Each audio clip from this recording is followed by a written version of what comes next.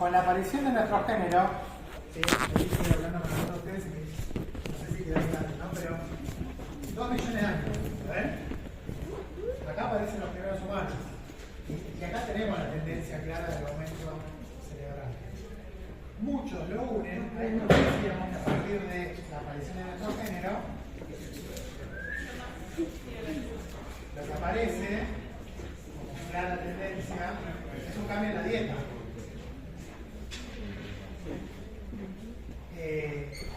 Hay mucho discutido, pero Homo habilis, una cosa que hacía, ya sea porque cazaba o porque era carroñero, era acceder a la médula ósea, los huesos largos de los animales, ¿sí? De vuelta, ya sea porque se los robaban a los leones o a las hienas, que lo cazaban realmente, porque ellos también cazaban, pero estaban accediendo con las herramientas líticas, que usaban de martillo, a la médula, ¿sí? Al caracujo.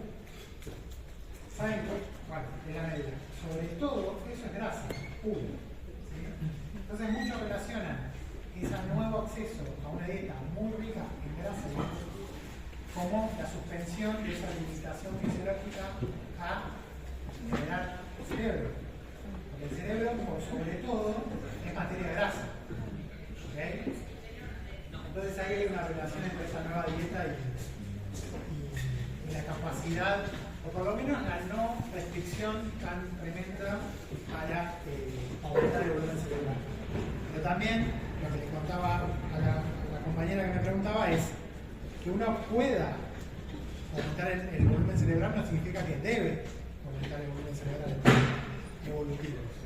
Así que todavía estamos por ver y discutir cuáles son las presiones selectivas que pueden explicar eso, ¿no? Pero bueno, estábamos acá, teníamos a los humanos arcaicos,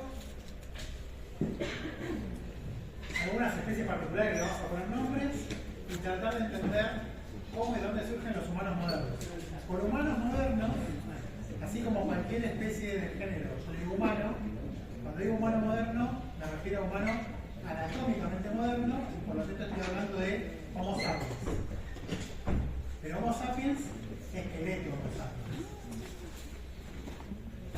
Y ahora van a ver por qué hago esa diferenciación. Pero bueno,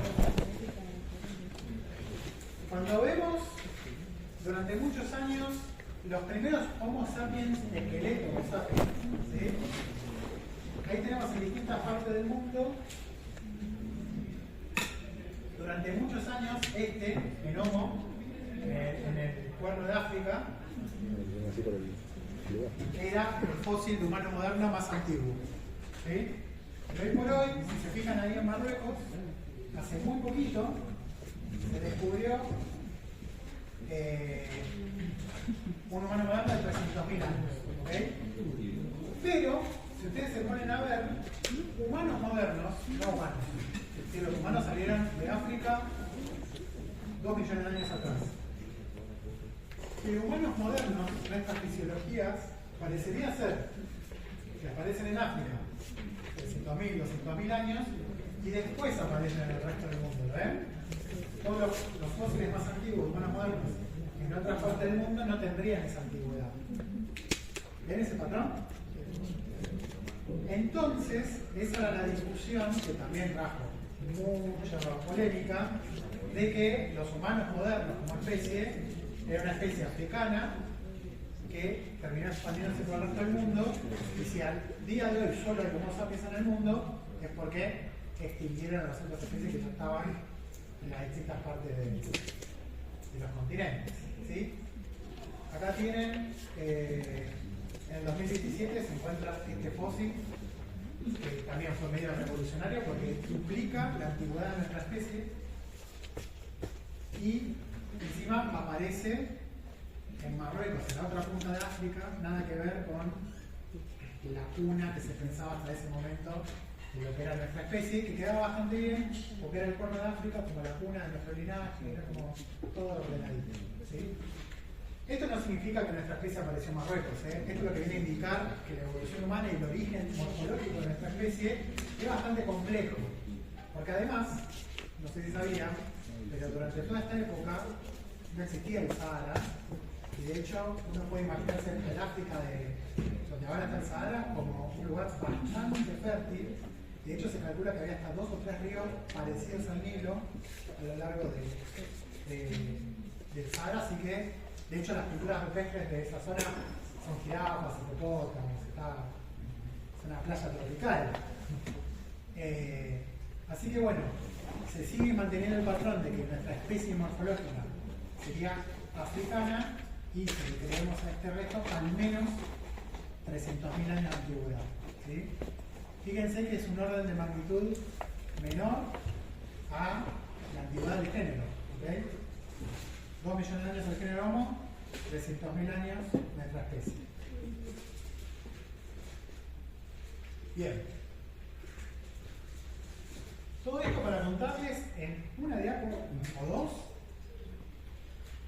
70, 80 años de boxeo entre escuelas de paleontología. ¿Sí? Esto que yo les acabo de contar, básicamente la pregunta de dónde aparecen los humanos modernos y cómo, este patrón era explicado de dos maneras totalmente distintas y variantes, ¿no? Pero yo les voy a dar el river boca de esto.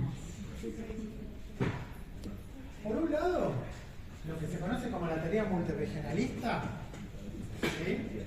Es un poco la explicación de vuelta la típica figurita que estábamos hablando de evolución humana. Aparece nuestro género, las primeras especies de Homo, y para la teoría multirregionalista, los humanos modernos llegan al presente evolucionando en todos los continentes. Esto significa flujo génico. Acá no hay especiación, y en realidad es solo una sola especie.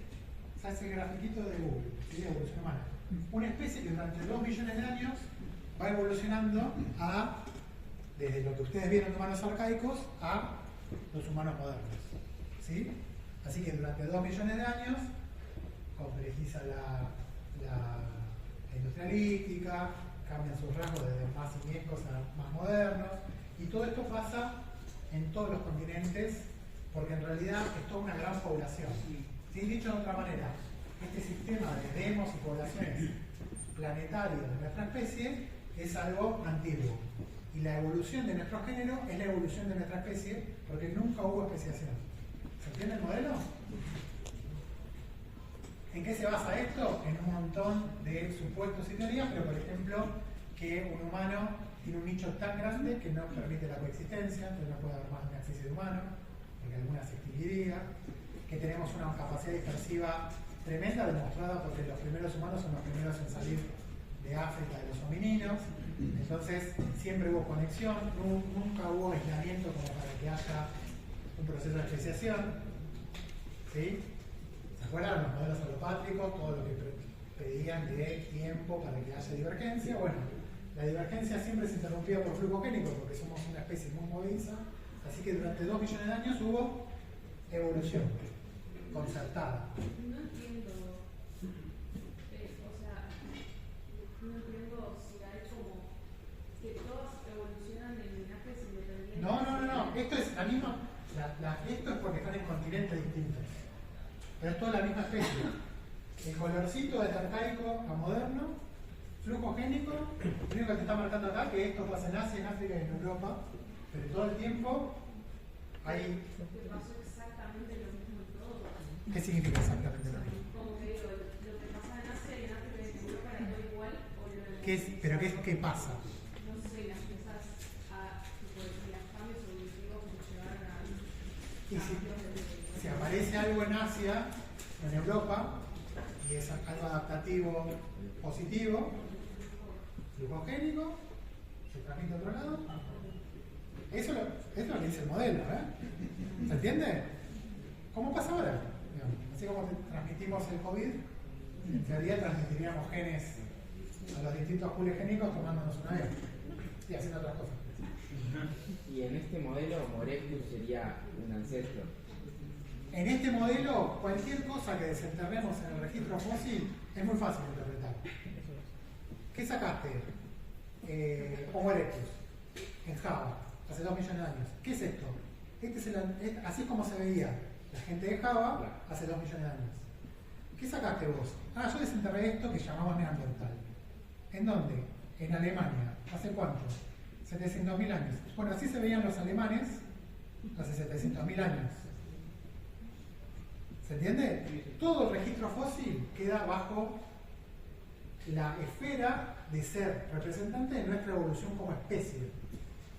No hay otras especies distintas. Esto es variaciones geográficas de una especie. ¿Sí? ¿Se acuerdan las fotos que les mostraba de toda la variedad de humanos arcaicos?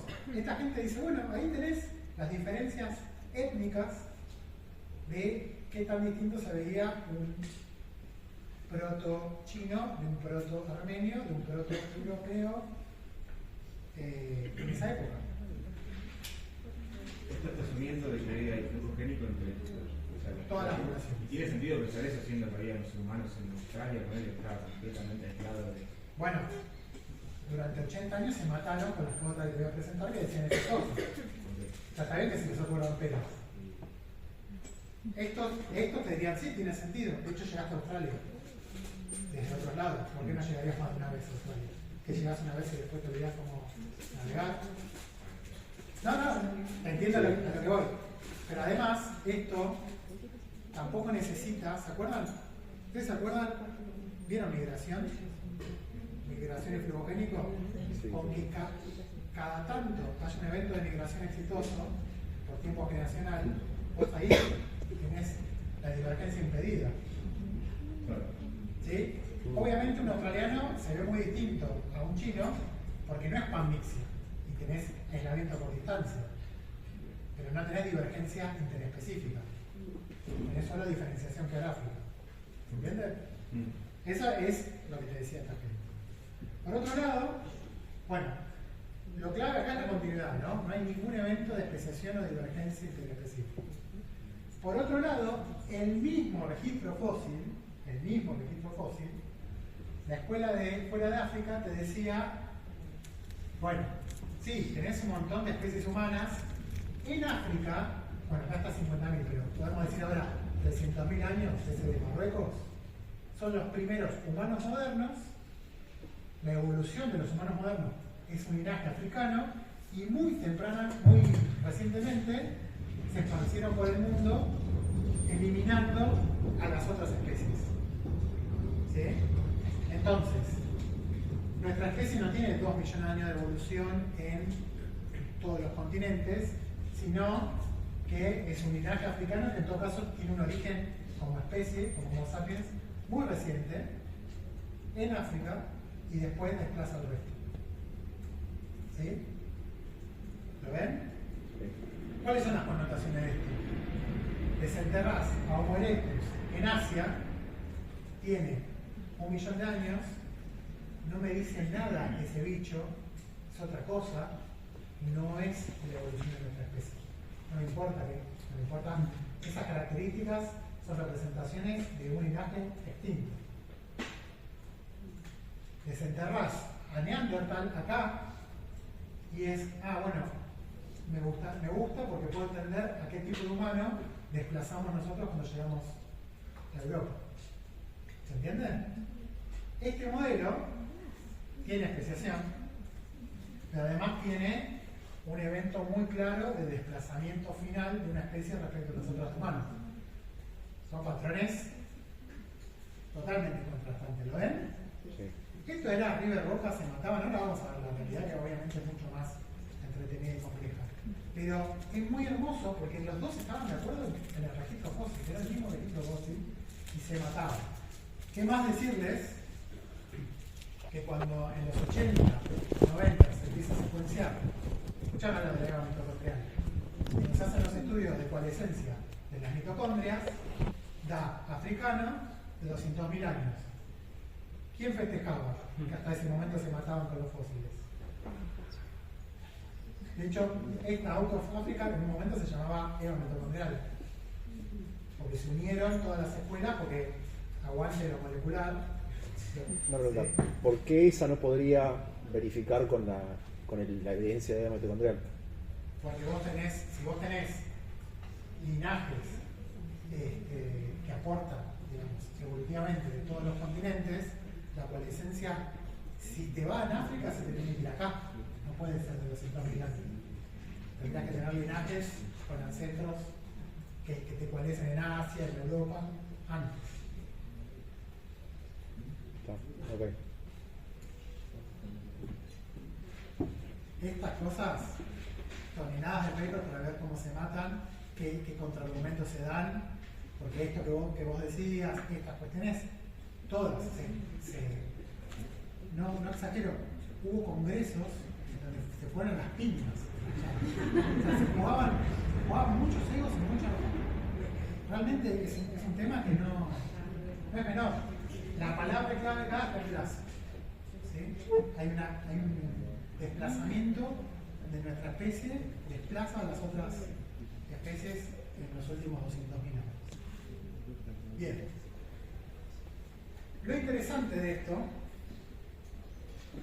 más allá de cuando uno genera hipótesis y modelos, lo más importante es que sean, si se tienen que llevar algo que no sea de evolución humana de esta clase, es que cuando ustedes generen modelos e hipótesis, tienen que ser tremendamente honestas y desnudas, en el sentido de que tienen que ofrecer el pecho, esos modelos, para que sean atacados por todos lados.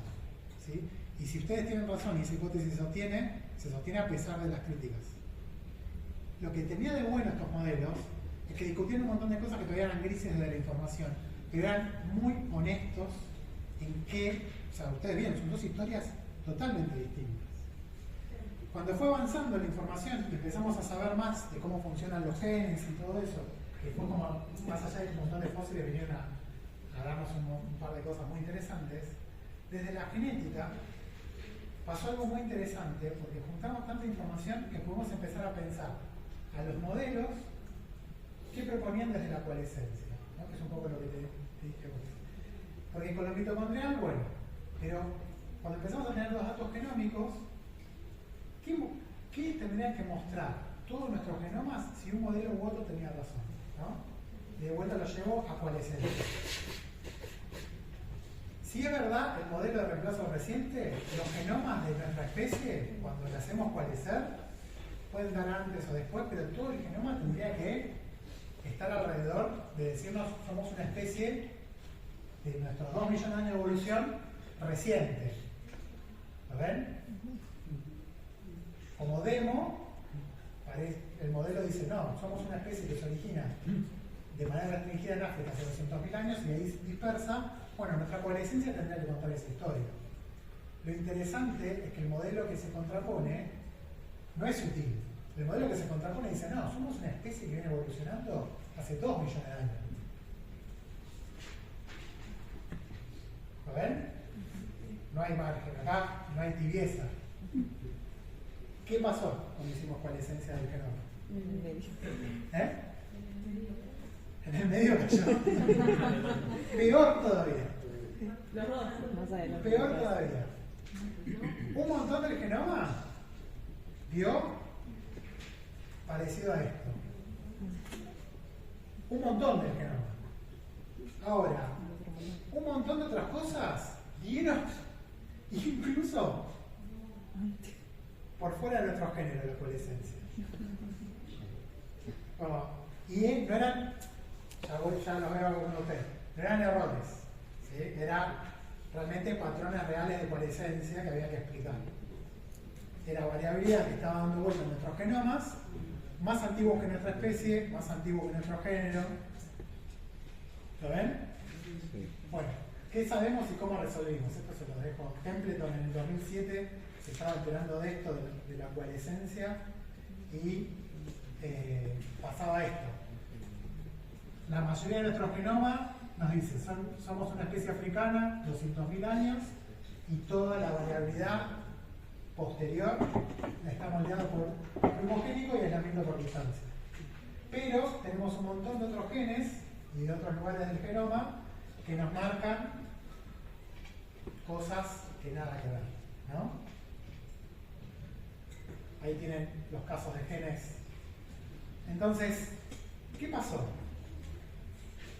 ustedes ya igual son hijos del siglo XXI, creo que ya tienen sospechas, ¿no? Pero en ese momento esto era tremendo. Y estos modelos clásicos también se discutían cosas alternativas, ¿no? De este desplazamiento, que si había sido así, realmente una extinción de las otras especies, o había habido algún tipo de gris. Cuando estamos hablando de gris en linaje, ¿qué estamos hablando? Flujo génico, ¿sí? Híbridos, o sea, algún tipo de intercambio que no sea esta semi-panmixia absoluta mundial de hace 2 millones de años. Entonces, claro, con la coalescencia nos dimos cuenta que ningún extremo cerraba y teníamos que terminar de ver eso. Y por suerte, había algunas cosas que empiezan a quedar claras, ¿no? ¿Hubo especiación durante esos 2 millones de años? Sí, porque la mayoría de nuestro genoma marca que somos una especie bastante reciente. Entonces, si somos una especie reciente, todas las otras especies de humanos que detectamos en el registro fósil son otras especies de humanos. Si hubo otras especies de humanos, entonces los multiregionalistas, ¿se acuerdan?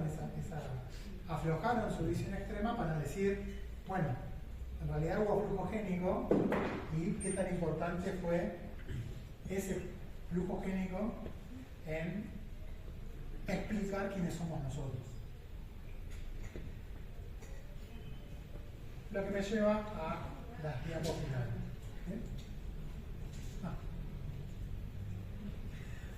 Les presento a otros humanos y vamos a resolver esto que les acabo de mostrar. Hombre de Neandertal, ¿todos lo conocen? ¿Sí? Una especie de humano típicamente, esa mayúscula en Neandertal, por favor no le digan a Edu porque me manda. El típico hombre de las cavernas, ¿sí? La caricatura del hombre prehistórico, es una especie típicamente europea, por momentos ocupaba el Medio Oriente, una humanidad totalmente distinta a la nuestra, los esqueletos no tan distintos. Esta fue la especie más encefalizada que existió de humano en la Tierra, unos cuerpos totalmente robustos, mucho más fuerza que nosotros, adaptados a los climas fríos y a las estepas europeas. Durante las glaciaciones, Europa queda totalmente aislada del resto de los continentes y ahí las poblaciones de neandertales quedaban aislados, evolucionaron aislados del resto de las poblaciones humanas con toda la divergencia y las adaptaciones que se les pueden ocurrir. Otra especie de humano. Se extinguió hace, dependiendo las estimaciones, 400.000, 30.000 años antes del presente. Y la gran discusión del siglo XX y de este siglo es cuál fue la interacción con nuestra especie. ¿Sí?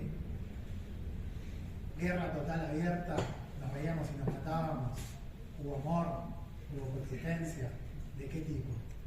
¿Qué tan inteligentes eran? ¿Qué tan distintos a nosotros eran? ¿Tenían lenguaje? ¿No tenían lenguaje? ¿Tenían religión? ¿No tenían religión? Lo que quieran está escrito y pensado sobre los neandertales. Y hay un montón que hemos aprendido en los últimos 10 años. Acá está la distribución máxima que tenían los neandertales por momentos, pero de vuelta, durante medio millón de años estuvieron existiendo, se retraían, avanzaban con los cambios climáticos y, obviamente, un montón de registros fósiles. Acá tienen en cuadraditos sitios típicamente neandertales, en redondo, humanos modernos. Obviamente, en un momento empezó a haber humanos modernos en Europa. Ahora se entiende que llegaron a Europa desde el Medio Oriente. En Medio Oriente tenemos sitios neandertales, los más al sur que existieron, y si quieren, la avanzada de los humanos modernos por fuera de África, que después terminó ocupando el resto de los continentes. Así que esta zona obviamente es muy importante, porque en todo caso es el primer contacto, la primera zona de contacto entre estas dos especies que estamos hablando. ¿Sí? De vuelta, este es el patrón, uno puede datar los sitios, puede reconocer si estamos viendo humanos modernos o neandertales, a veces ni siquiera eso, lo podemos datar, ese es el patrón. ¿Cómo se interpretaba ese patrón? Se imaginarán los multiregionalistas lo que veían, los de reemplazo lo que veían, cada uno interpretaba la evidencia de una manera distinta. Bien. Me olvidé si humanos modernos eran Homo sapiens. Homo sapiens. Ah, sapiens. Bien. Lo interesante de los neandertales es nuestra especie hermana, digamos, en el registro fósil. Un neandertal tiene caracteres primitivos, ¿no? Cuando nosotros lo vemos. Evolutivamente hablando, ¿por qué es interesante tener una especie tan cercana para estudiar? Tiene caracteres primitivos. ¿Qué nos referimos con primitivos? Caracteres que tiene el neandertal, que los humanos modernos ya no tienen, pero que los reconstruimos como presentes ya en los linajes anteriores. Entonces, como, mira, retuvo esos caracteres. También tiene caracteres modernos, que son los caracteres precisamente que lo hacen especie hermana nuestra. Caracteres que le llamamos modernos, porque somos unos pillos bárbaros y los tenemos nosotros, ¿sí? Y que no están presentes en las formas más antiguas. ¿Lo ven? Son los caracteres que nos hermanan con esa especie. Pero, obviamente, si Neandertal tiene los caracteres modernos estos, no son propios nuestros. Están compartidos. Así que un poco, ver qué tiene Neandertal de humano moderno, nos explica también un poco de qué es lo único nuestro y qué no. Y obviamente tiene sinapomorfías. Los neandertales tienen características propias que también son interesantes porque nos hablan de la posibilidad de evolución a una humanidad alternativa que no somos nosotros, ¿no? Acá tienen la superposición, además, entre una silueta moderna y un neandertal con,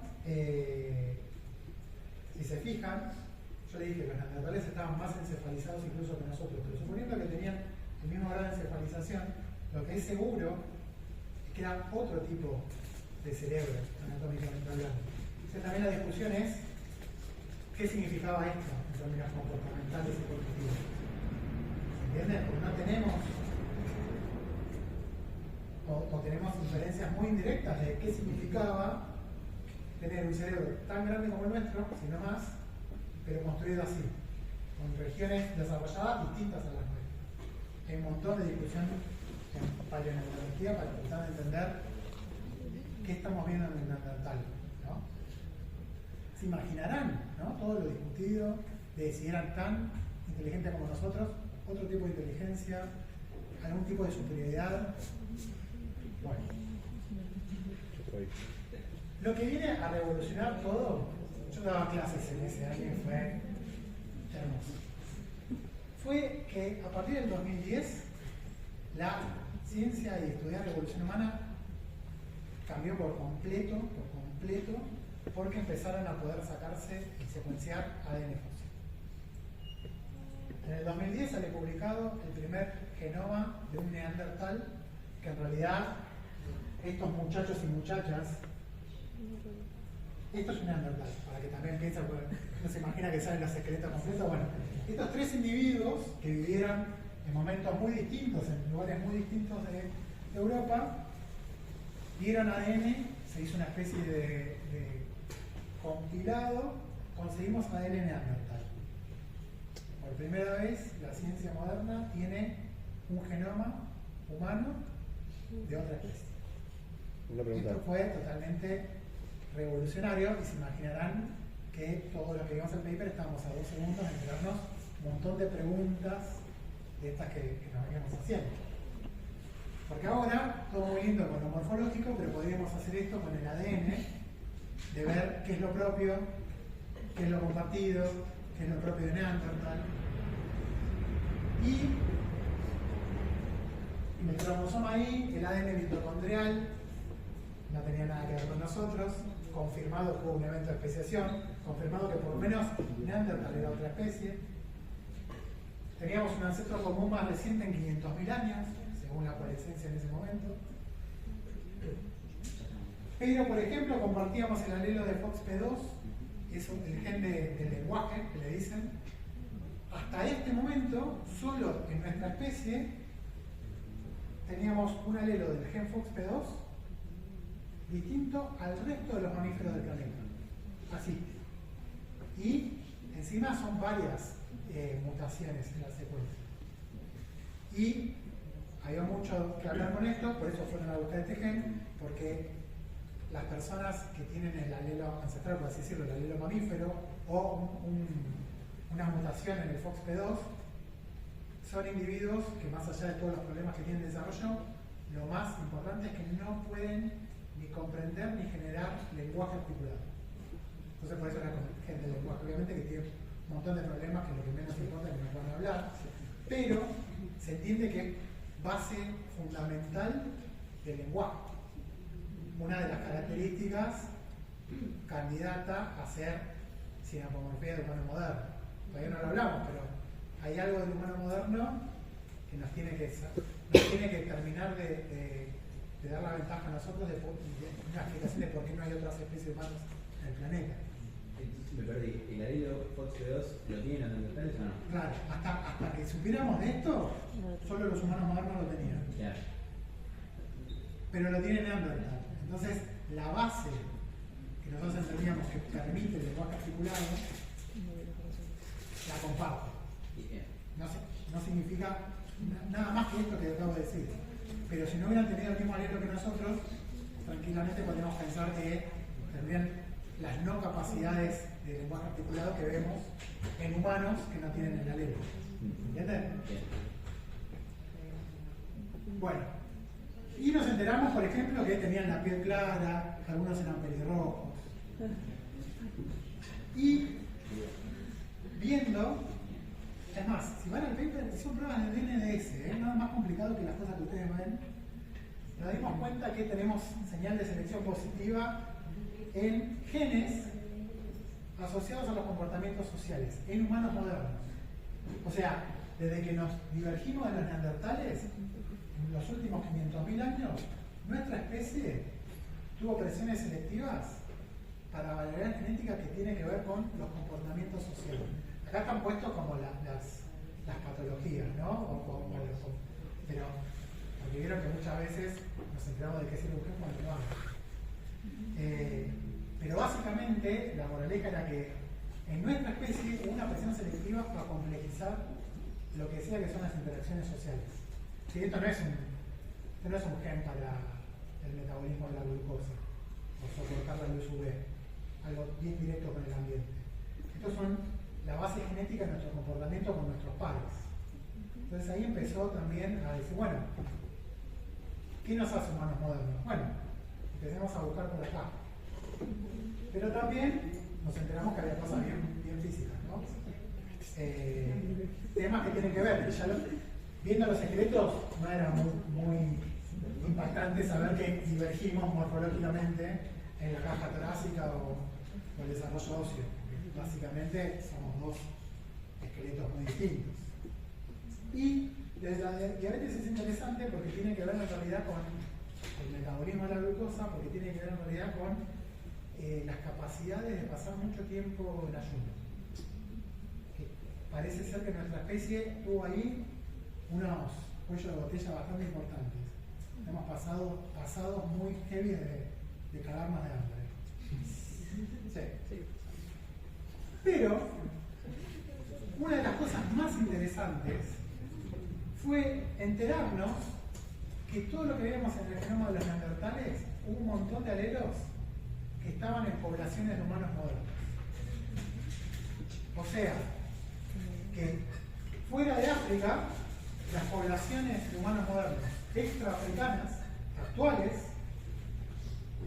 tenían entre el 1 y un 4% del genoma que no era de Homo sapiens moderno, que era Neandertal. ¿Se acuerdan que hablamos de las coalescencias por fuera de nuestra especie?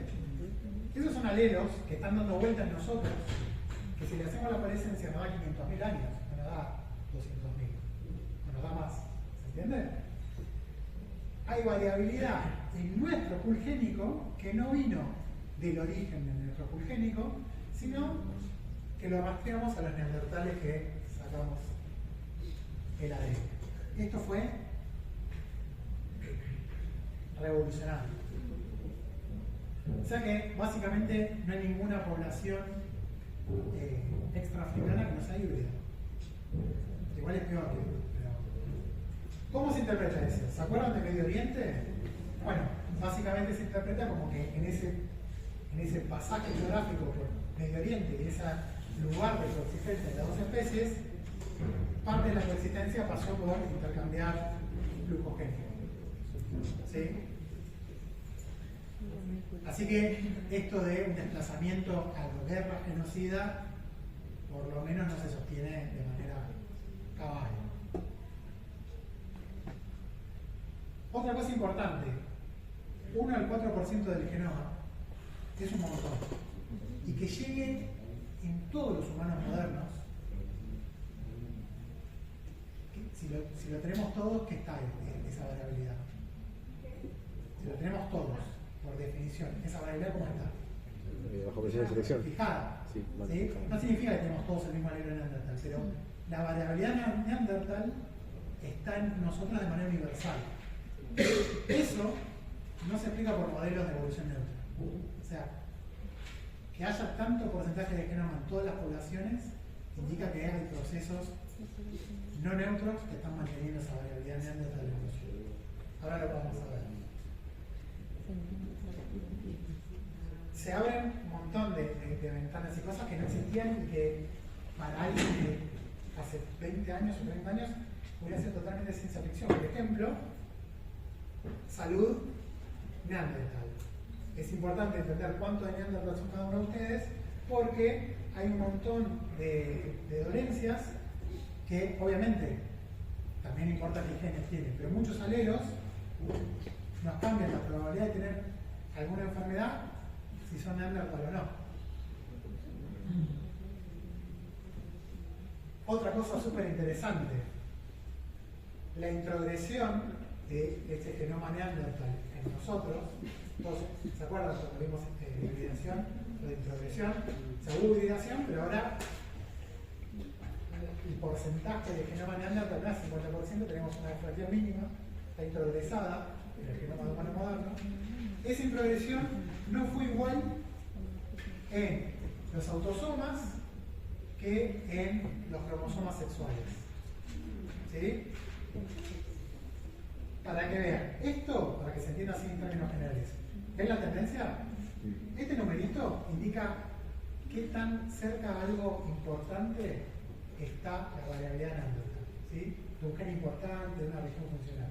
O sea, esto es muy importante, esto es menos importante. ¿Lo ven? Y esto es cuánto hay de introgresado neandertal. A medida que se vuelve más importante, hay más o menos introgresado. Menos. Y esto de arriba son autosomas y esto de abajo son cromosomas sexuales.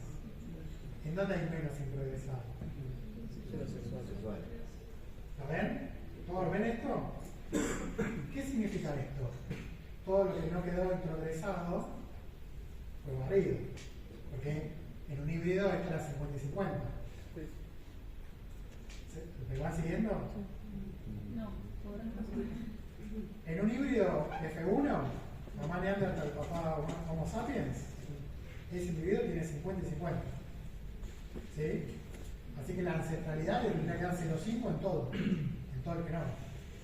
Pero no entiendo dónde apareció, digamos, cuidar el híbrido 50-50. ¿Dónde apareció? No, o sea, como que, ¿cómo lo planteamos ahora este híbrido 50-50? No.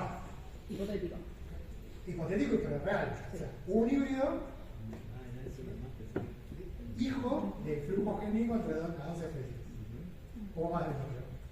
Ese tiene 50 y 50 de genoma. O sea, si a ese le hicieras esto, te tendría que dar 0,5 ancestralidad neandertal en todo el genoma. Sí. ¿Bien? O sea, Mendel. ¿Okay? Pasaron miles y miles de generaciones y no hay eso, sino que la variabilidad neandertal quedó, pero no quedó al azar en el genoma. Quedó en islas en algunos lados. Para los que se acuerdan, paper de las mariposas, islas genómicas con parte del genoma de la otra especie. Bueno, ¿qué pinta tiene eso? Bueno, los autores de este trabajo decidieron mostrarlo así, separando cuánto de Neandertal tenés en autosomas insexuales, pero eso marcado por la distancia a lo funcionalmente más importante. Ahora vas a estar escribiendo. No, sí, ¿Ya? sí, sí.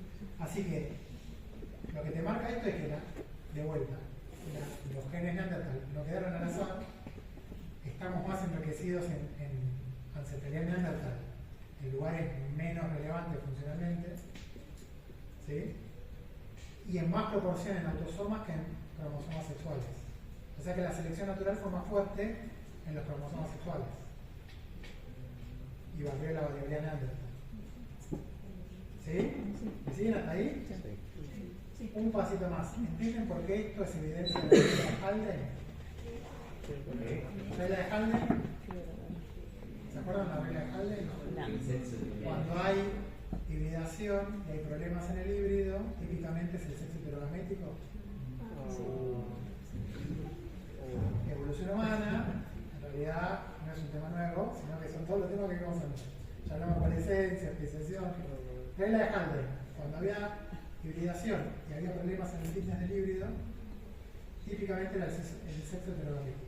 Y hay un montón de hipótesis que van a estudiar en las disciplinas, pero estaba el efecto del X, ¿se acuerdan? ¿Verdad? Bueno.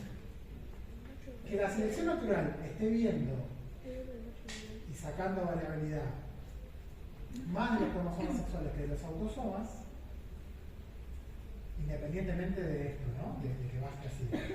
Esto es evidencia de la regla de Halden. O sea que la introgresión no dio lo mismo funcionalmente que tan cerca estaba, pero tampoco dio lo mismo si estaban los cromosomas sexuales o no. ¿Sí? Dicho de otra manera, por un lado le dije, el genoma Neandertal estaba universal dando vuelta a nuestro genoma. Por algo fue sostenido. ¿Sí? Por otro lado, pero no fue un festejo evolutivo esa hibridación. Fue castigada por la selección natural. Fue sacada de un montón de lados. No somos muy neandertales en un montón de lugares funcionalmente importantes. ¿Sí? O sea que claramente hay, por un lado, ven la ambivalencia, ¿no? Hay algo selectivo sosteniendo la variabilidad, pero también lo selectivo barrió todo lo otro que era el problema. ¿Entienden por qué somos un híbrido, un introgresante estabilizado? ¿Se acuerdan cuando veíamos hibridación? Decíamos, hay un momento de hibridación, eso desestabiliza los genomas y puede destruir al híbrido, reforzamiento, bla, bla, bla, o la hibridación puede llevar a un introgresante que se estabiliza. Esto es estar estabilizado. La selección natural mantiene lo que conviene y sacó lo que era perjudicial. No entiendo por qué esto ejemplifica la regla de Erlang. O sea, ¿qué tiene que ver Porque ahí tenés todas las hipótesis de por qué en el sexo heterogamético queda expuesto los efectos nocivos del X, todo lo que no tiene complemento con el cromosoma Y. Tenés un montón de hipótesis que te marcan que cuando hay problemas epistáticos, tenés más problemas epistáticos en nuestro caso los machos. ¿Sí? Pero básicamente los cromosomas sexuales son vistos con mayor rigurosidad por la selección natural que los autosomas. O sea, sin meternos en todas las aplicaciones de eso. Entonces básicamente acá te muestran que no da lo mismo autosómico que sexual, por lo tanto evidencia que actuó la regla de Halden. ¿Sí? Si fuéramos para atrás y viéramos los primeros individuos, hijos y nietos de esa introgresión, uno podría pensar que en la medicina vería más problemas en los machos que en las hembras. Bien. Ahora, esto lo paso rápido, otros papers, pero hay un montón. De todos los alelos que tienen los humanos modernos para las pieles más blancas o más oscuras, hay alelos Neandertal que dan variabilidad, pero para todos los colores. O sea, se dan cuenta, los neandertales dan a nuestro pool génico alelos de color de piel, pero no algún tipo. Ellos también eran variables para el color de piel. Y quedaron esos alelos tomados prestados en nuestra variabilidad. Por lo tanto, uno no puede decir los neandertales nos pasaron las pieles claras o las pieles oscuras. Nos pasaron variabilidad para las pieles, como nos pasaron variabilidad para el color de pelo, como nos pasaron variabilidad para los cronotipos. ¿Saben lo que son los cronotipos? Ustedes ejercen algún cronotipo. Están los que no se pueden levantar a la mañana, los que están a las 6 de la mañana y vamos, dale, por acá. Cada uno tiene un distinto cronotipo. Si se concentra mejor a la noche, si se concentra mejor a la mañana. Somos variables genéticamente para eso, los neandertales también. Y parte de los alelos por los que nosotros somos variables, los traemos de los neandertales. Color de cabello, alergias, propensión para el tabaquismo. Fíjense que es algo que no existía en ese momento, pero la variabilidad alélica también la tenemos de los neandertales. Parte. Así que con todo esto, estos son los neandertales como se reconstruían en el siglo XIX y principio del siglo XX. ¿Se sorprenden que ahora reconstruimos a los neandertales así? Misma especie, mismos huesos. Mismos huesos. Pero cuando nos enteramos que los neandertales también somos nosotros, los artistas, fíjense como enseguida... O sea, ¿me entienden, no? ¿Me entienden?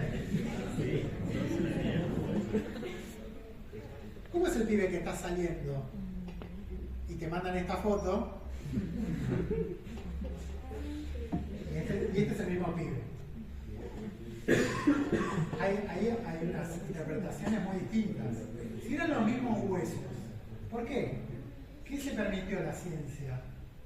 Bueno, en realidad no se permitió cosas porque en realidad tuvo que abandonar prejuicios. Las dos son reconstrucciones científicas, ¿entienden? Es impresionante lo que logramos a partir de los últimos 10 años. Otro caso hermoso que vino justo atrás de los neandertales. Esto es un denisovano. Es un humano moderno. Es un humano. Claramente no sabemos el aspecto que tenía. ¿Sí? Ese es el representante de la especie. No tiene holotipo. O sea, no existe Homo denisovense porque no tiene un holotipo. Porque esto cae dentro de la variabilidad de neandertales, humanos modernos. Pero, acá estaba la cueva de Denisova. Obviamente, que en realidad lo que se pensaron era que era un pedacito de hueso de Neandertal. Y también había un diente. Este es el otro denisovano. ¿Qué pasó? Cuando se fíjense, en 2010, igual que el genoma Neandertal. Cuando se pusieron a ver si tenían ADN, esto tenía mejor ADN que lo que se había conseguido con los neandertales. Segundo fósil que se puede sacar ADN, no era neandertal, no era humano moderno. Y entienden que nos enteramos que existe una especie nueva de humano por esto. ¿Entienden la posibilidad que estábamos de perdernos una especie entera? Y son humanos, es una población de humanos que vivió en Asia y es el grupo hermano de los neandertales. Encima quedamos, ya no tenemos mejor amigo, ellos dos son grupo hermano de denisovanos y neandertales y nosotros somos la especie hermana de ellos dos. Ahora, si esto ya no era impresionante, o sea, ¿cuáles eran las chances de levantar un pedazo de hueso y que sea otra especie que no conocíamos? Los denisovanos no se terminaron de extinguir en términos genéticos porque la gente de Melanesia, del sudeste asiático, tiene genes denisovanos dando vuelta. Y esto fue tremendo porque están acá los que tienen genes denisovanos. Y los denisovanos estaban acá. ¿Qué pasó? Bueno, probablemente los denisovanos no estaban solo ahí. Era una especie humana en Asia Central que, así como conocimos a los neandertales acá, parte de las poblaciones que terminaron poblando Australia se cruzaron con los denisovanos. Y se cruzaron y se cruzaron. Se cruzaron y se cruzaron. Y hay genes denisovanos dando vuelta en nuestro genoma. O sea que estos individuos no solo son introgresantes con Neandertal, sino también con denisovanos.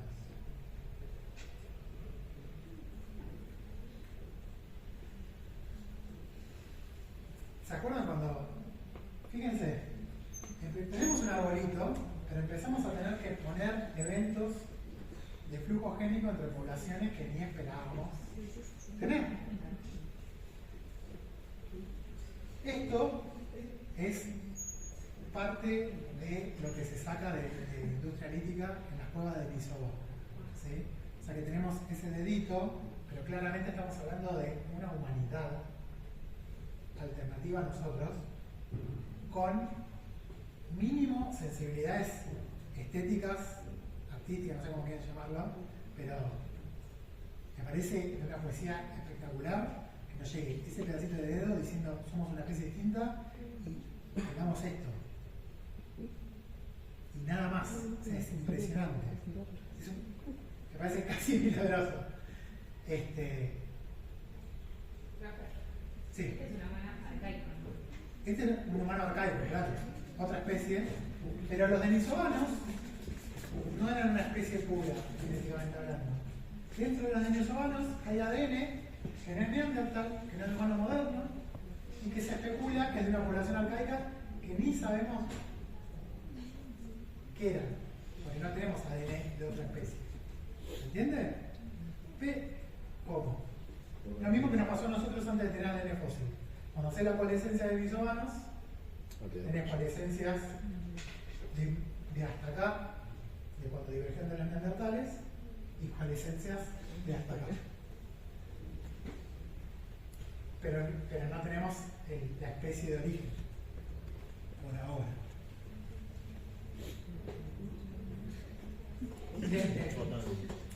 Estos son humanos modernos, son habitantes del Tíbet, ¿sí? La población del Tíbet, en tiempos casi históricos, pobló el Tíbet. Esta es una de las dos poblaciones que se adaptó a la altitud, la otra está en el altiplano boliviano. Y un montón de adaptaciones típicas de esas poblaciones a poder sobrevivir en altura. No es fácil y es una demanda fisiológica muy zarpada para el humano moderno. Y este es un caso hermoso de lo que les voy a contar, porque este gen, el EPAS1, era una joya de la genética de poblaciones, porque el alelo que tienen los habitantes del Tíbet está fijado, y es un alelo que no se ve en el resto de los humanos modernos, y es una adaptación preciosa a las alturas que no tiene la gente ni siquiera del altiplano boliviano, porque baja un montón de la prevalencia de un montón de enfermedades típicas de la altura, permite una mejor eficiencia respiratoria, pero además baja muchísimo la mortalidad de las mujeres embarazadas en la altura. ¿Sí? Una adaptación directamente con consecuencias en el fitness. Y este gen de los tibetanos era el ejemplo de la genética de poblaciones del gen humano de evolución más rápida que teníamos, porque había acumulado un montón de mutaciones respecto al resto de los alelos.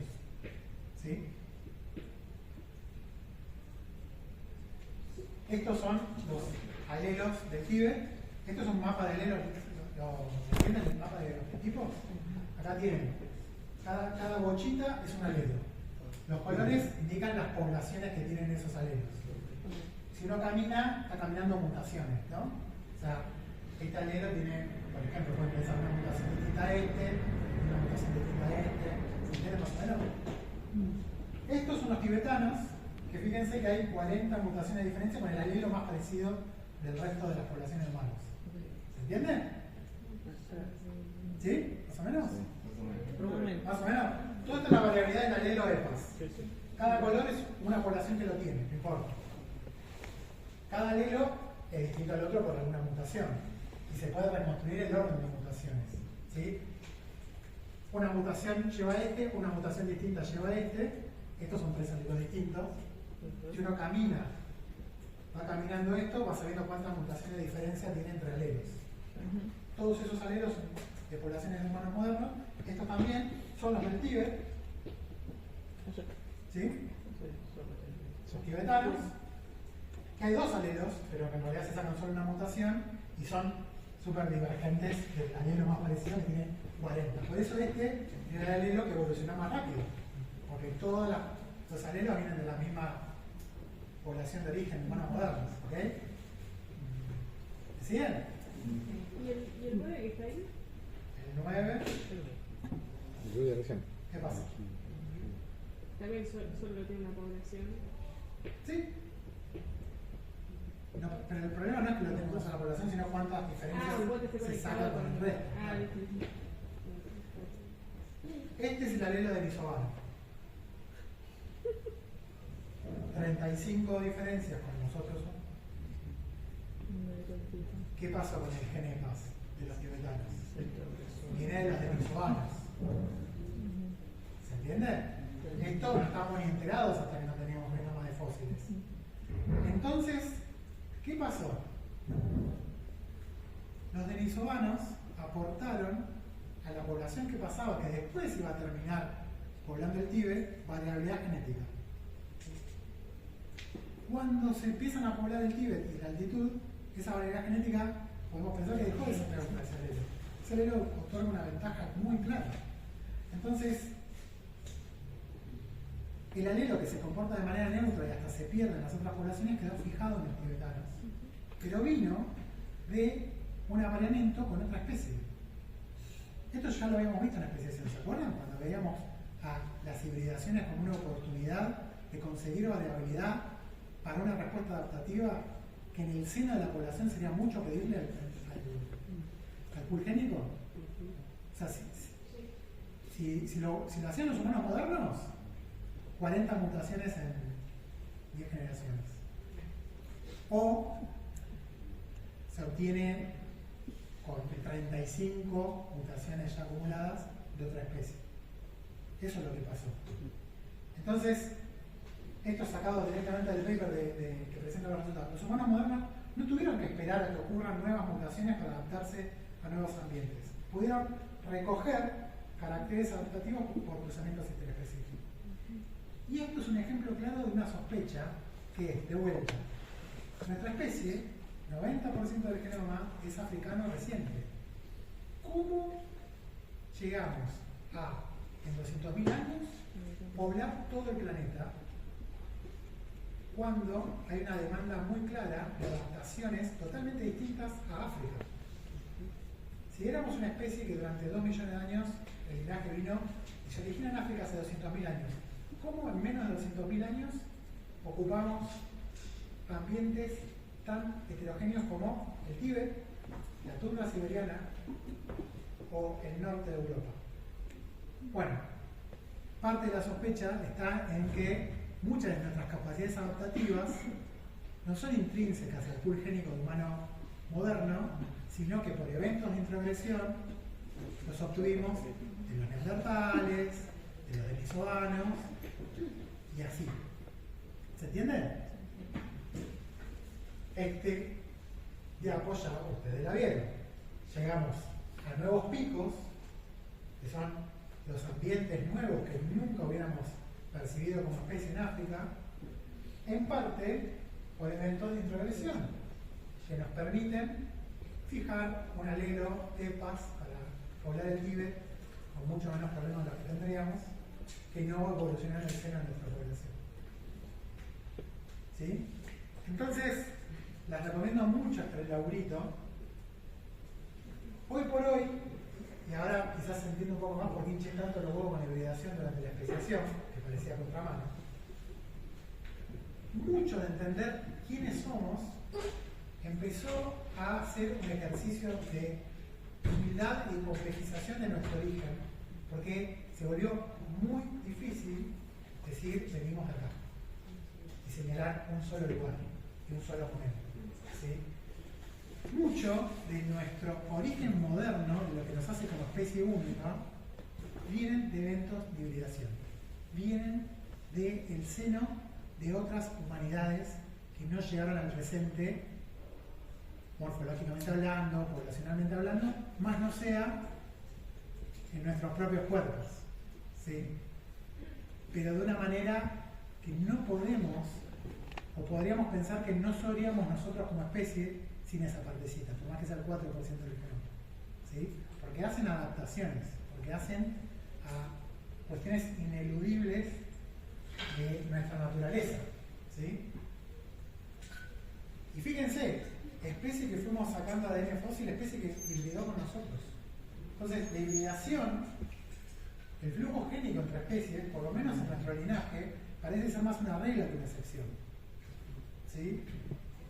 Y muy probablemente, no solo es una anécdota interesante, sino que probablemente nos defina nuestra capacidad de adaptación, más allá de todo lo que podemos discutir de lo cognitivo, técnico, ¿no? Estoy hablando bien básico biológico. Y fue claramente una fuente de innovación evolutiva. Esto lo vimos, nuestro genoma es el genoma de un hermoso y progresante. Lo azul y rojo es variabilidad, lugares variables, que esa variabilidad no se originó en el seno de una sola población de humanos modernos, vienen de otras especies. Y lo que yo les conté es todavía más complejo, porque ahora sabemos que denisovanos y neandertales hibridaron, ¿sí? Hubo distintos eventos de hibridación para distintos lados, y de hecho, incluso este laburito del 2014 es incompleto, porque también en África, que parecía que quedaba como genéticamente pura, y las civilizaciones pasaron, los genomas africanos también son híbridos con humanos arcaicos que no tenemos ni idea de quiénes son, cómo se llaman, qué aspecto tenían, pero tenemos las coalescencias complejas de los genomas típicos de las tribus bien, vieron que se usan algunas tribus, algunas etnias como el ejemplo de lo que sería un humano ancestral, bueno, incluso el humano más puro y basal que uno quiere conseguir es un híbrido estabilizado con algún humano arcaico. Así de fácil, ¿sí? Así que es muy interesante porque no podemos escapar a la realidad de que nuestra genética es así. Estamos reconociendo distintos puntos probables en donde hubo eventos de hibridación. Incluso eventos de hibridación entre las otras especies que ni siquiera llegaron a nuestro genoma. Bueno, de Erectus no tenemos... ¿Quién pregunta? De Erectus no tenemos ADN todavía. Tenemos la morfología. Entonces, esos humanos arcaicos del sudeste asiático que hibridaron con denisovanos, quizás, que es Erectus, quizás si sacáramos ADN de Erectus, lo más probable es que si alguna vez pasa, Erectus va a ser híbrido y nosotros vamos a tener ADN de Erectus, pero apuesto a lo que no tengo. Pero hasta ahora, hasta no sacar, cuando no podemos identificar, digamos, los fósiles que no te dan ADN, del ADN vos reconoces linajes distintos, pero no lo puedes unir al fósil. Bueno, y este paper, acá tienen los eventos de hibridación con porcentajes, pero además contarles que lo que también hay mucho de modelado para entender cómo ocurrió son los tamaños poblacionales. Eso obviamente, ustedes ya saben, tiene mucho para decir de qué tan fuerte va a ser la selección, la deriva, entonces va más rápidamente a fijarse o no la variabilidad. Simplemente para decirles esto, ¿no? Que también hay mucho de eso modelado, solo contarles que los humanos modernos, sobre todo en África, prehistóricamente, siempre tuvieron poblaciones N muy grandes. Entonces eso quedó como, vieron que las poblaciones africanas son súper variables, la variabilidad genética fuera de África es solo una porción de la variabilidad africana. O sea, básicamente si se extinguiera todo el resto africano, igual estaría toda la variabilidad genética humana en África. Bueno, todo eso en parte se explica por los grandes tamaños poblacionales históricos que tuvieran las poblaciones de humanos modernos en Este es uno de de los papers que yo les cuento, en donde las distintas poblaciones de África también tienen introducción con homínidos arcaicos. Así como los denisovanos, desconocemos las poblaciones que lidiaron con los africanos, pero estuvieron ahí. Así que estas son poblaciones humanos modernos, no africanos, y fíjense que estamos. Este es el origen de los humanos modernos, como especie, ese 90% del genoma que yo les digo, pero después tenemos todo lo otro que también es parte de la evolución de nuestra especie y que no lo podemos negar, ¿no?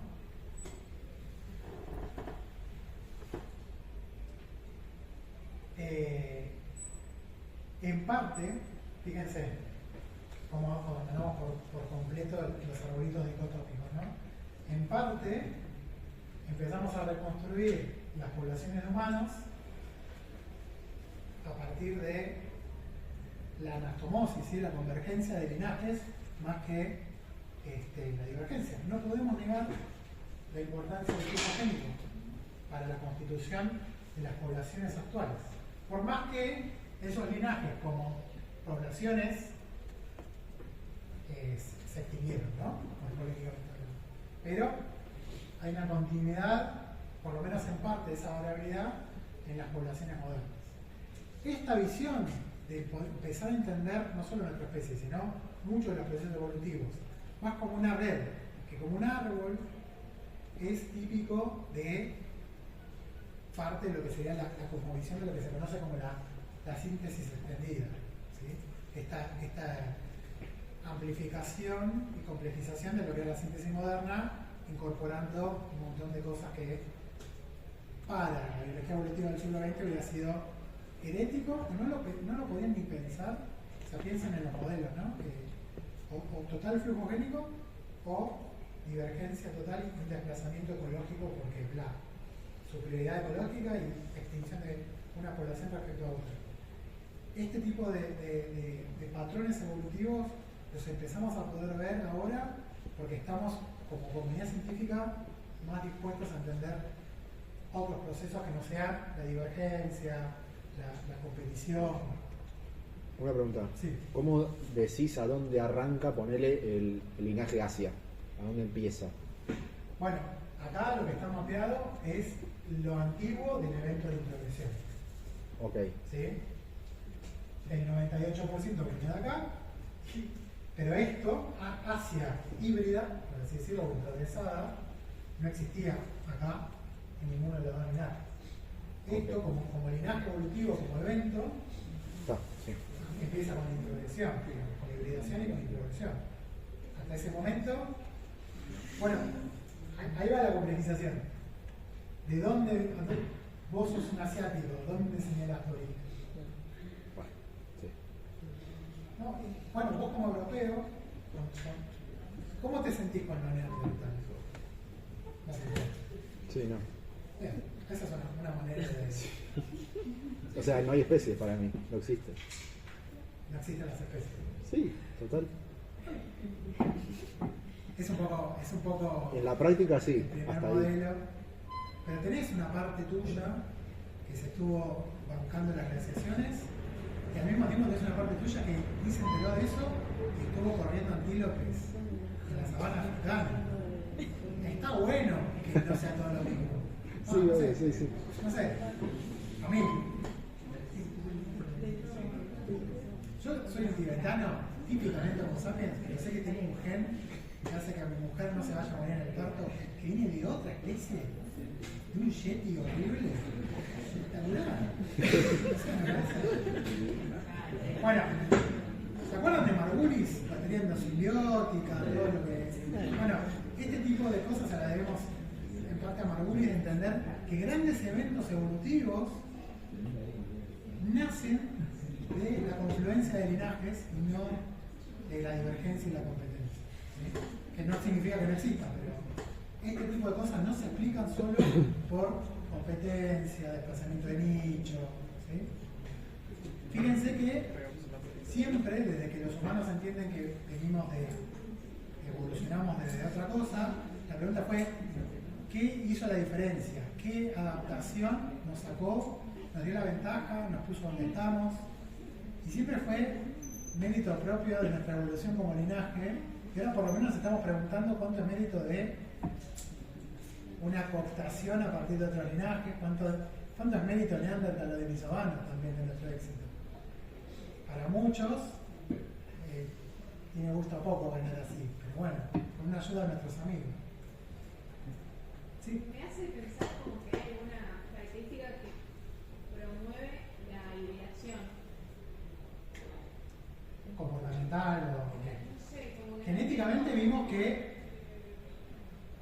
no es un vivo la pepa, ¿viste? La selección natural va a traer problemas habíamos divergido 500.000 años con los neandertales y ya había problemas de hibridación.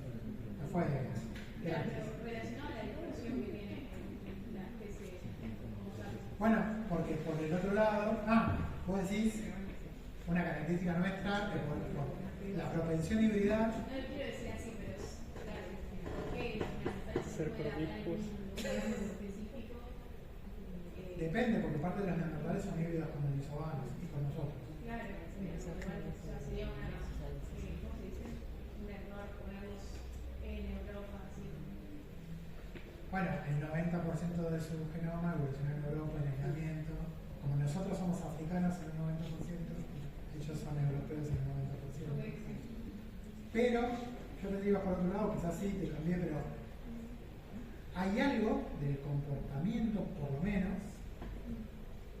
que hizo que viviéramos. Hay algo, digamos, hasta hace un tiempo, la explicación era cómo los desplazamos, cuánta guerra hubo, cuántos genocidios hubo. Y ahora tenemos evidencia de que en algún punto, si hubo antagonismos, si hubo competencia, si hubo guerras, en algún momento algo se interrumpió. Y no una vez. Cada especie lo interrumpió con la otra especie humana que se tocó, por lo que dicen los genes. Entonces, y además, para que haya tanta prevalencia de genoma de una especie en otro, no es un evento de hibridación. Esto es. Bueno, entonces hay algo comportamental que hacía que nosotros no podemos entendernos la supervivencia de nuestra especie como una guerra constante, como una competencia constante con nosotros humanos. Que pudimos haberlo hecho, pero no era lo único que hacíamos. Entonces hay algo del comportamiento que está para pensarlo. Y hay muchos que esto lo unen con lo que te mostraba de qué genes tienen señal positiva en nosotros, con el hecho de que nosotros mantuvimos poblaciones bastante altas siempre.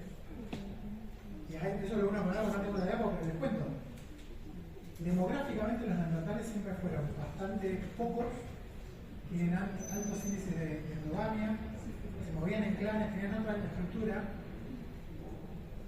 Independientemente de si los humanos los mataban o los cazaban o los desplazaban, en las zonas en donde coexistían, los clanes humanos tienen señales de estar comunicados con otros clanes humanos con un nivel mucho más alto que entre clanes neandertales.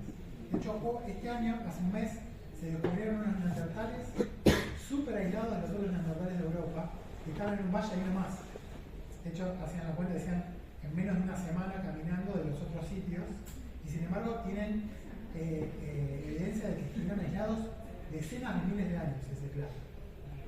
Entonces, claramente su estructura demográfica siempre fue mucho más aislada, y se entiende que mucha de nuestra capacidad de supervivencia y de seguir ahora, y eso va pronto, está dado no tanto por nuestras capacidades físicas, sino organizacionales, de clanes con clanes. De hecho, un típico sitio neandertal tiene su industria lítica, un típico sitio sapiens, en el mismo lugar al mismo tiempo, tienen las cosas que hacían, las que comerciaban, las en el medio de Francia y tenés adornos de conchillas del mar Báltico, tenés punta de sílex de Austria. Entonces claramente, y no se movían ellos, o sea, claramente hay una organización que muchos entienden que era demográfica, tecnológica y comportamentalmente terminó siendo superior, que incluso sin ir a la guerra. O sea, una cuestión de probabilidad de que un grupo humano persista cuando se pudría todo respecto a otro. Y mucha de la discusión está en cuanto de eso tiene que ver el lenguaje articulado o no. Si los neandertales tenían capacidad de lenguaje articulado o no, si era igual de complejo que el nuestro. Hace poco se encontraron pinturas rupestres y rituales neandertales. Entonces todos los simbólicos que solo se llaman rupestres, ahora nos encontraríamos con los neandertales, pero está mucho en discusión qué onda el lenguaje. Bien, ya vamos hacia el final. Solo les quiero contar, voy a meter otro personaje en esto, que me parece maravilloso. Todo bien con los neandertales, todo bien con los denisovanos y los humanos modernos. ¿Ubican esta parte del mundo que les estoy mostrando? Acá Wallace hizo su teoría de la evolución mientras Darwin estaba en el otro lado del mundo. Esto, que está en blanco, en realidad es un continente que nosotros ahora no lo vemos, pero en los máximos glaciares todo esto está emergido, es enorme, se conoce como la Tierra de Sonda. ¿Sí? Selvas tropicales, de hecho acá tienen las cuencas de los ríos. Fíjense que en los máximos glaciares igual Australia y Asia están aislados. ¿Sí? Así que eso en parte explica por qué las faunas australianas marsupiales son tan distintas a las faunas asiáticas. ¿Saben cómo se llama esto? Sí, es el límite, sí, ¿cómo era? Ferológico o algo. No, hay un límite entre provincias, sí, digamos, botánicas, lo que sea, se conoce como la línea de Wallace. Básicamente porque esto siempre es más abierto. En las glaciaciones o ahora. ¿Sí? ¿Bien? Sin embargo, bueno, acá tienen las líneas de Wallace. Sin embargo, hay una islita ahí en Flores que estuvo habitada por esta especie, el humano, el hombre de Flores, que se habría extinguido hace nada. O sea que en realidad este sería el último humano que se extinguió y nos quedamos solos. El hombre de Flores tiene un cráneo ahí que lo van a ver en el TP, era un humano, los adultos eran de este tamaño, volvió a tener tamaños parecidos a los australopitecinos gráciles. Hay un montón de discusiones de dónde vendría, si es un descendiente de Homo erectus o qué. En su momento nadie les creía que esto era una especie humana distinto, ahora sabemos que sí. Todos los escenarios que estaban los antepasados de los dragones de Komodo, había patas gigantes, elefantes chiquitos. Pero siempre digo, este era el lugar para ir a filmar alguna tipo de King Kong, cosas así, porque era una locura. Y estos humanos, acá tienen una rata. Estos humanos, fíjense que habrían evolucionado a este tamaño siguiendo una regla bastante generalizada de los mamíferos cuando quedan aislados en islas, y esas islas se reducen en área, que se llama enanismo de isla. ¿Sí? Y pasó decenas de veces. Todos los mamíferos de más de cierto quilaje, cuando quedan las poblaciones en islas, se achican y se vuelven enanos. Mamuts en islas de Alaska, en Malta, elefantes, rinocerontes, hipopótamos. ¿Eso es por una restricción de acceso a los recursos? Sí, se propone distintas cosas, pero básicamente es una respuesta poblacional a menos recursos. Y las poblaciones que reducen el tamaño pueden mantener un N más grande de individuos con un tamaño reducido, son más estables. Tenían industria lítica, tenían todo, pero como especie, es una especie totalmente extraña, la última especie de extinguirse humano antes que nosotros. Su característica evolutiva es que respondió a lo que le pasó en el ambiente exactamente igual que como responde un hipopótamo, un elefante, un mamut. Se hizo lo mismo que un montón de mamíferos de cierto quilaje, ¿no?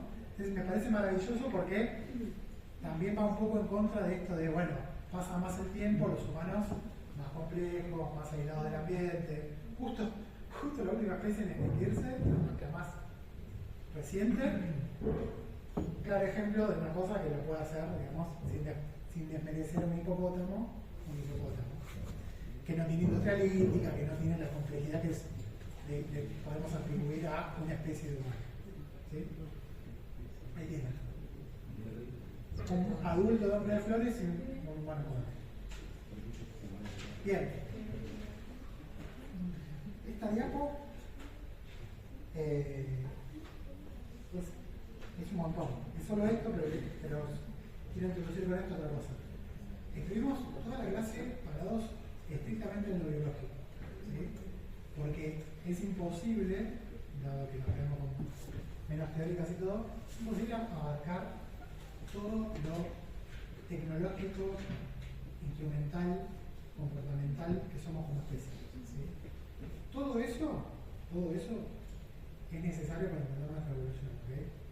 Nosotros acá nos paramos en estas cosas biológicas que estuvimos viendo, pero es imposible entender a nosotros como una especie en esta biosfera sin todo lo complejo de lo comportamental. ¿Sí? Y en ese sentido hay que meterlo, cómo llegamos a estar como estamos. Un poco lo que hablamos de lo demográfico, ¿no? Pero hay cosas que claramente nos vuelven distintos. Un claro ejemplo es acá tienen distintos eventos de domesticación. ¿Sí? La domesticación, si se ponen a pensar, no es otra cosa que el uso totalmente intuitivo, desconociendo por completo cómo funciona la selección natural, de los procesos evolutivos para nuestro beneficio, y lo que modificamos son otras especies. ¿Sí? Los animales domésticos llegan a nosotros con unas características fenotípicas solo porque nosotros somos el nuevo ambiente y los modificamos y permitimos la supervivencia diferencial de aquellos portadores de los fenotipos que a nosotros nos interesan. ¿Sí? La naturaleza hubiera ido por cualquier otro lado. ¿No me creen? Agarren un chihuahua, lo apoyan en el Amazonas y vean. ¿No?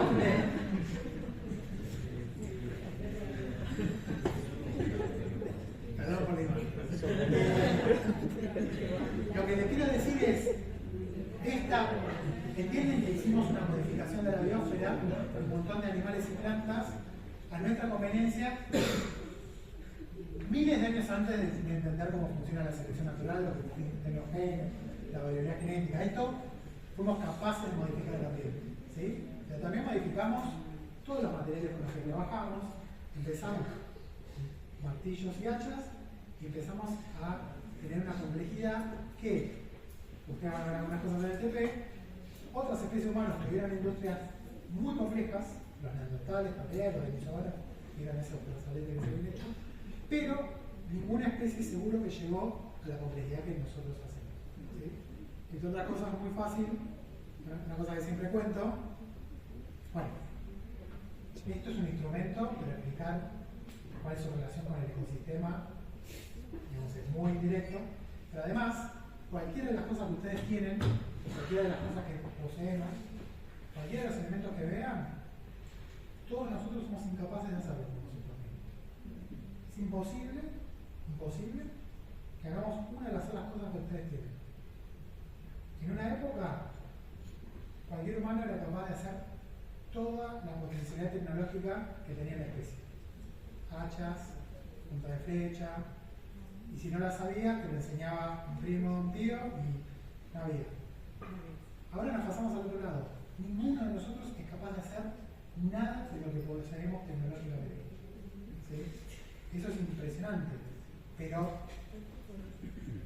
pueden pensar que estoy hablando mal de nosotros como especie, pero piensen al revés. ¿Qué significa que ustedes tengan esta potencialidad tecnológica que sea? Un buzo, estoy hablando, de las medias. ¿Qué significa? Que ustedes la puedan poseer desconociendo por completo cómo conseguirlas si arrancaran de cero, ¿no? Como que si supieran cualquier cosa, por ejemplo, con plástico, dirían, ok, sí, se saca petróleo, para sacar petróleo tendría que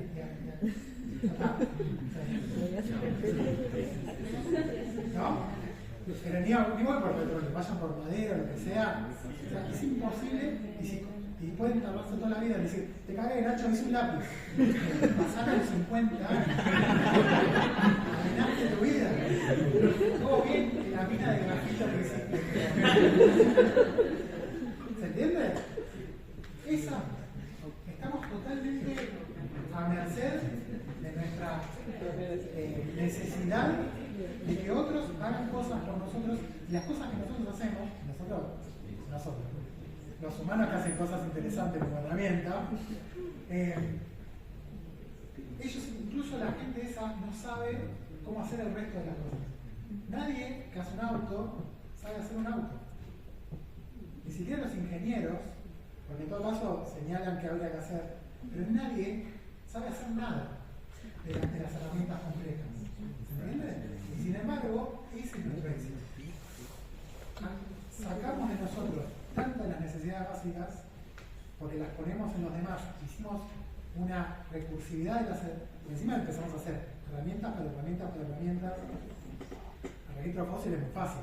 Esto es un hacha, me imagino para qué es, esto es un martillo. ¿Cómo explico para qué es esto? ¿Ves? Esto tiene un uso inmediato. Este uso inmediato solo se entiende por el objetivo de esto, que solo se entiende por el objetivo de esto, que el concepto clase solo se entiende. Vamos para atrás, ¿ves? Terminamos en por qué tenemos la civilización que tenemos. Eso es nuestro éxito. O sea, nuestro nivel demográfico, nuestra capacidad de cooperación y nuestra capacidad de delegar acciones en otros a un nivel enfermizo de dependencia, nos morimos si no hay civilización. Ese es nuestro éxito como especie. ¿Cuánto de eso y una base puramente genética o biológica? Ahí va. ¿Y cuánto es lo... Por eso me quedé con lo que habías dicho de esa propensión a la hibridación, ¿no? Esa cosa comportamental compleja que nos permitía cooperar entre nosotros, quizás terminó siendo una exaltación de tolerar a un distinto en alguna situación, que termina siendo tu pareja, y es un evento biológico, una oportunidad que obviamente ninguno estaba pensando en esos términos, ¿no? Pero digamos, una historia de amor o de tolerancia mínimo termine en que 75 generaciones después se puede poblar el Tíbet, me parece, es la mariposa final que abate las alas en una tormenta tropical del otro lado. Me parece que hay unas cosas muy interesantes y muy complejas de cómo nuestro comportamiento nos lleva a una capacidad de cooperación, que nos lleva a una capacidad tecnológica, pero que en otras cosas también nos lleva a los comportamientos que quizás desde la genética promovieran parte de nuestra habilidad, que no es fuego o un rifle, sino directamente en nuestros genes. A mí ya pensar un poco que tanto considerando éxito reproductivo y no decimos que también nos está limitando ciertas capacidades que tengan al mismo tiempo y frente a un cambio de ambiente como puede ser el quedarnos sin petróleo o que el agua esté contaminada y no la podemos utilizar en agua dulce y ciertas cosas, bueno, no porque es susceptible de ese encuentro. Ahí estás saltando de escala. El éxito reproductivo es un atributo de qué? De un individuo. En todo caso, el éxito reproductivo es un individuo en particular, con los portadores en común de un objetivo, un comportamiento particular. Ahora, como sociedad, nosotros, si somos un tipo de organización, ¿tienen niveles de evolución con tu varo? ¿Era la selección de especies? Sí. Básicamente es darle atributos a las especies, lo que podríamos pensar en las poblaciones y los individuos. ¿Sí? Bueno, esa es una de las maneras de aplicar niveles de selección a la organización. Uno podría pensar algo como éxito reproductivo, pero ya ahora no lo pensaría en el individuo, sino en poblaciones. Era un poco lo que estamos hablando en comparación con las neandertales. Quizás los individuos tenían la misma mortalidad neandertal que el humano moderno, pero un clan de humano moderno, como clan, a ese nivel, quizás tenía más probabilidad de persistencia en el ambiente que un clan neandertal. Y eso, a ese nivel de selección, hace que demográficamente haya persistencia en una especie de respecto a otra. Te lo llevo a tu pregunta. Nosotros ahora, a este nivel de organización que llegamos, con este nivel de complejidad social, ¿qué tan bien o mal la estamos haciendo?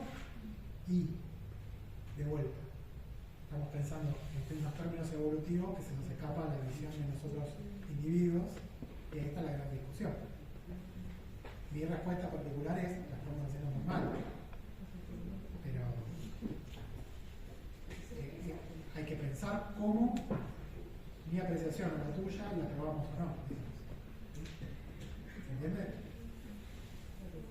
Por empezar, entendiendo a qué nivel estamos pensando la persistencia y el éxito, si es reproductivo, o del demo, o de la especie. ¿Se piensa que es eso lo que desplazó, por así decirlo, a las especies de humanos? Bueno, es lo que te digo. Prueba cabal no hay ninguna, pero diferencialmente es esto que te digo. Vos tenés un clan neandertal tecnológicamente más pobre comparativamente que los humanos modernos. Y los más pobres, porque los humanos modernos tenían lazos de comercio, por ejemplo. Y ahí te puedes decir, bueno, probablemente ese comportamiento del comercio, la organización, es una ventaja. ¿Sí? Todo esto suponiendo que también tenían lenguaje articulado los neandertales, ¿no? Porque si los neandertales no tenían lenguaje articulado, solo con tener lenguaje articulado probablemente sea la bala mágica. ¿Sí? Porque también, y con esto lo dejo, pero también naturalizamos esto que estamos haciendo. Ahora pónganse en la mente de un extraterrestre, o de cualquier otra especie de este planeta, que solo me ve sacar aire con distintas frecuencias, y ustedes anotan, me tiran aire a mí, me hacen ruidos a mí, y todos sí, claro, y pasan las diapos. Y eso es lo que ven. Lo que realmente está pasando, por ejemplo, es que hoy ustedes se van distintos a como entraron, cargando un montón de conceptos, y es mal, dependiendo de que están buenos, pero se van con conceptos, con herramientas y con cosas que además de todo, y esto es algo que tiene el lenguaje articulado, que es tremendo, potencialmente hablando como ventaja adaptativa. Si yo tengo manzanas, 2 manzanas, y vos tenés 2 hachas, yo sé dónde están las manzanas, vos sabés hacer hachas y no sabés, pero ya te digo, bueno, te cambio un hacha por una manzana, ¿no? Vamos a ver. Esto que acabamos de hacer es una ventaja para los dos, porque vos no querés comer una manzana, que yo la verdad, en algún momento quiero echar el manzana, pero es un juego de suma cero. Al final, nosotros somos más ricos, pero en realidad en el sistema hay 2 manzanas y 2 hachas. ¿Sí? Ahora, si yo te enseño cómo conseguir manzanas o dónde se consigue por lenguaje articulado, y vos me enseñás a mí a hacer hachas, vos tenés manzanas y hachas, yo tengo manzanas y hachas, y es un juego aditivo. ¿Lo ven? No hay necesidad de que nadie pierda nada, o que repartamos nada. Hachas y manzanas se vuelve algo material, pero los conceptos que uno transmite. ¿Sí? En la domesticación está algo buenísimo, hay estudios de dónde se origina el cerdo doméstico, ¿no? Cuando se ponen a ver genéticamente, no hay un origen. Hay un montón de orígenes independientes de distintos jabalíes de distintas partes de Asia, ¿no? Pero cuando le hacen el timing, es muy rápido. ¿Qué pasó? Antes se pensaba que alguien inventó el chancho, por así decirlo, el pelado se domestica, y ese origen vende chanchos a todo Asia, Europa se domesticó el chancho, ¿no? Hay una especie de Elon Musk de los chanchos. No, lo que se ve, lo que da la genética de los chanchos, es que en realidad lo que viajó rapidísimo fue el concepto de chancho, no el chancho. Se tardaba un montón en llevar el chancho de China a Marruecos. Pero la idea de domesticación viaja rapidísimo. Eso es lo que hicimos con humanos. Intercambiar potencialidad tecnológica y conceptual con el lenguaje articulado. Si vos no tenés lenguaje articulado, es imposible que exista nada de todo esto. Todo esto ni te vas atrás, ¿sí? A Siria no podía existir. ¿Sí? Entonces, eso es impresionante. Es impresionante. El lenguaje articulado es tremendo. Ya solo la tradición oral. ¿Saben ustedes que en Australia, los aborígenes australianos cuentan historias de eventos astronómicos que pasaron hace 15.000 años. Y está comprobado que son así como claro. Sin meter a lo escrito, digamos, ¿no? Eso es tremendo. Eso, perdón, me fui por el cuadro, yo dije, advertí que iba a pasar esto. Pero eso no podés no incorporarlo para entender la evolución humana, ¿no? ¿Se entiende? Pero bueno, más allá de esto que hacemos, no podemos incorporarlo a la materia. Lo último, porque solo para contarles que obviamente América se puebla, ¿no? Es el último continente que se puebla de los humanos modernos. En América no hubo otros homininos que no sean los humanos modernos que llegan, ¿sí? Hay mucha discusión del timing y toda la bola. Se sigue discutiendo un montón de cuestiones. De hecho, el laburo este que les conté que hace poco en parte tuvo mucho revuelo cuando nosotros nos metemos con el continente americano. Pero sí decirles que muchas de estas cuestiones quedaron y las estamos reconstruyendo a partir también de la variabilidad genética, ¿no? En otra época se daba poblamiento americano como una clase aparte, que lo daban a Tropea, no sé qué la tienen en Tropea. Pueden preguntarles, espectacular. A la mañana también, ¿no? Pero básicamente también hubo un montón de disputa de cuáles fueron las rutas, qué tan rápido se pobló, y solo contarles que Sudamérica últimamente la estamos reconstruyendo como un poblamiento mucho más anterior al que se decía, más complejo que el que se decía, y no tan supeditado a lo que pasó en Norteamérica a la variedad. ¿Dudas, preguntas? No me aplaudo. Sí, Estuvo buenísimo. Sí, Esta vez sí. Sí. Solo decirles esto, pasen a la primera diapo, no sé si sacaron fotos, si no se las mando, antes de que empiece la clase, y fíjense si les quedó claro alguna de esas cuestiones que fui, y si no las vamos a